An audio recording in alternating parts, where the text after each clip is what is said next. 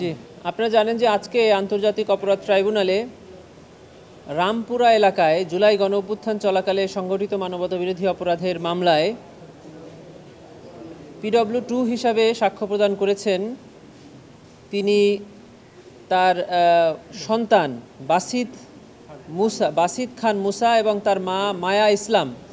এই দুইজনের শরীরে গুলিবিদ্ধ হওয়ার ঘটনা বর্ণনা করেছেন। তার মা মায়া ইসলাম শহীদ হয়েছেন এবং তার সন্তান 6 বছর বয়সী বাসিত খান মুসা, তার মাথায় গুলি লেগে গুলিটা একদিক দিয়ে লেগে অন্য দিক থেকে বের হয়ে যায়। তাকে ঢাকা শহরের বিভিন্ন হাসপাতালে ভর্তি করা হয়েছিল, চিকিৎসা প্রদান করা হয়েছে। পরবর্তীতে সিঙ্গাপুরে নিয়ে দীর্ঘ কয়েক মাস চিকিৎসা শেষে বাংলাদেশের CMH-এ রাখা হয়েছে। এখনও তিনি চিকিৎসাধীন আছেন।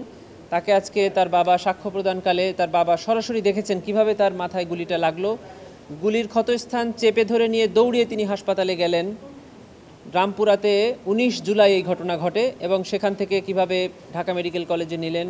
ঢাকা মেডিকেল কলেজে ওনার সার্জারি হলো, অপারেশন হলো, সেখান থেকে CMH আনা হলো, CMH থেকে সিঙ্গাপুরে নেওয়া হলো, সিঙ্গাপুর থেকে আবার CMH আনা হলো।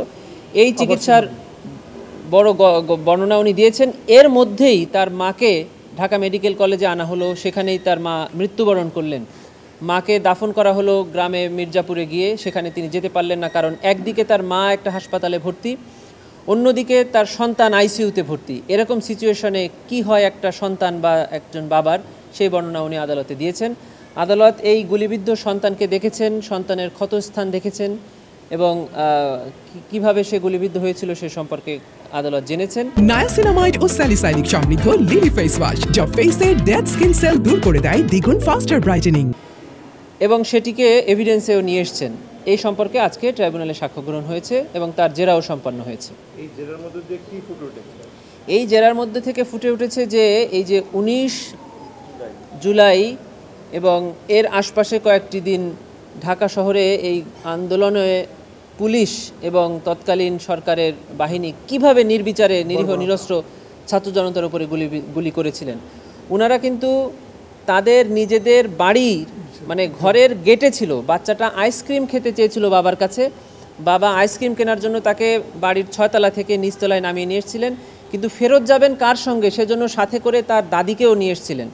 এই দাদি এবং এই বাচ্চা এই দুজনকে নিয়ে এসে যখন বাসার গেটে এসেছেন, ঠিক সেই মুহূর্তে একটা বুলেট এসে এই বাচ্চার মাথায় বিদ্ধ হয়ে পেছন থেকে বের হয়ে ওই বুলেটটি এই বাচ্চার দাদির পেটে লাগে এবং দাদি মারা যায়। ছেলেটি চিকিৎসা শেষে আল্লাহ তাকে বাঁচিয়ে রেখেছে, এজন্য আমরা দেখতে পাচ্ছি।